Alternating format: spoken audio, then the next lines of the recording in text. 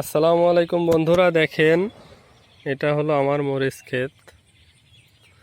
মরিচ ক্ষেতে অনেক প্রকারই কীটনাশক দিয়েছি, কিন্তু ঝালের দেখা পাচ্ছি না। কিছু কিছু গাছে কিছু পরিমাণ ঝাল ধরেছে, ম্যাক্সিমাম গাছে ঝাল নেই। আবার নতুন করে কুকড়িও লাগছে দেখছে। এগ্রোওয়ানের কথা মতো ম্যাকটিজিন ব্যবহার করেছি আজ একদিন হলো, তো কই কোনো পরিবর্তন দেখছি না। ম্যাকটিজিন আবার কালকে স্প্রে করব, দেখা যাক কেমন হয়। মরিচ গাছে অনেক গ্রোথ আছে, কিন্তু মরিচ নাই।